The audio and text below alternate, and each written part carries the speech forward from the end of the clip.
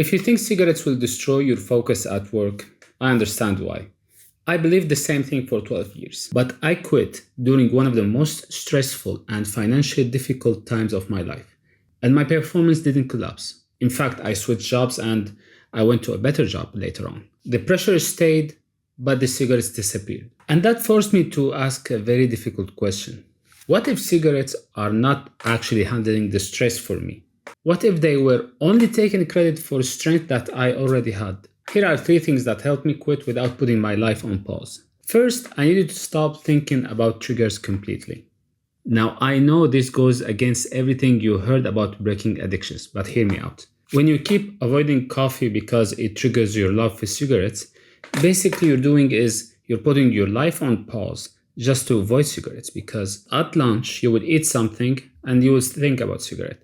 In the work, you will take a break and think about cigarettes. And our brains do this silly thing where it justifies the harshest addiction for the silliest reason ever. I had a friend who used to literally wake up and immediately smoke a cigarette. I asked him why. He says, so I can get my engine started. Now, from outside, it's insane.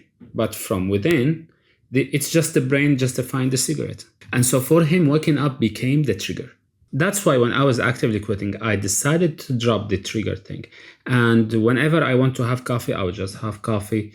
And I will keep showing up in my work. I will keep doing what I'm doing. I just completely ignore what is considered a trigger, because the brain prepares you to the next event where you are trying to avoid the trigger. You will get anxious about missing your coffee, and then your stress levels start to go up. And then 10 minutes later, what do you know? You're having a cigarette with a coffee. And I'm not saying that you should deliberately go to a smokers only area and hold your breath there. There is nothing to prove here. Because the question is not, can I survive not smoking? The question is, do I see myself belonging in that space? And because naturally you're removing something you're doing every day, there will be some resistance from the body. That's understandable. So you kind of have to brute force it at first, but later on it becomes the norm that you are drinking coffee in the morning without necessarily consuming cigarette with it. And then you hang out with your friends without needing to smoke all the time. You will sit at work, deal with the stress, deal with people, deal with sales, deal with logistics without having to smoke a cigarette. That is possible. And in fact, you will do better, because now you are removing the crutch that is holding you back. Honestly, I kept drinking coffee in the morning, and I even kept drinking beer without cigarettes. And in work, I performed really good, and I switched jobs, and I had more stress than I had in my previous job because it was more demanding. But I was dealing with the difficult financial situation. And so I kept living normally and working under pressure without having to reorganize my life around cigarettes. Someone might say, well, I think I want to quit smoking when things calm down. That's another belief that you need to drop, because honestly, your job may not get easier.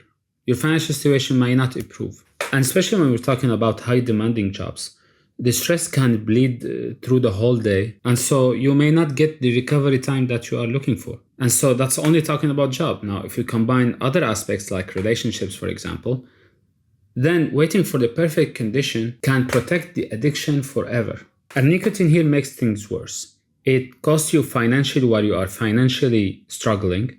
It costs you your health while you are already exhausted, and teaches you that you cannot handle pressure without it. And so that is the clearest problem that you have right now, because it is actively sabotaging your recovery. You need faster recovery, so you remove what is sabotaging your recovery. Does it make sense? Because most jobs are results dependent. And I am a living proof that you can deliver without crutches. Because like I mentioned, I dealt with high pressure jobs, and I still do, without needing cigarettes. And when I quit, my job was still the same and my financial situation was still the same. But I kept performing better at my work, and 1 year later, today, I'm in a far better place. And the third thing, which is the most important in my opinion, build a life where your bad habits cannot fit inside. 4 weeks ago, I decided to lock in on losing weight, and now I am actively losing weight, and I was just focusing on keeping my nutrition on point and my workout on point. That's it. I wasn't trying to quit every bad habit at once.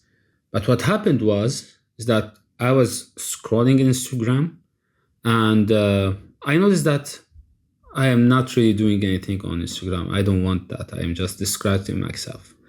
And so I deleted Instagram, and I haven't opened it since then. Same thing with beer with a friend. I stopped drinking beer 1 month ago, exactly when I started working out and focusing on my nutrition. And so it seems that when I am focused on what I want and I am doing it, I become less interested in doing bad habits and engage with them. And so the more integrated your life is, the less room the bad habits have. And so what happens is that they crumble under the pressure of the new life. And so it's not that I took the fight on these two habits. It's just they are no longer compatible with the new life that I am building. And so I didn't need my life stress to disappear completely so I can do good things and quit bad things. And so I stopped treating my life as a collection of triggers. I stopped waiting for perfect conditions to start working on myself and quit the bad habits. And I started building something that made the old habits increasingly difficult to justify. So the cigarette was not helping me survive the pressure. I was surviving the pressure. The cigarette was just taking the credit for it. That's it for me in this video. Stay safe and take care.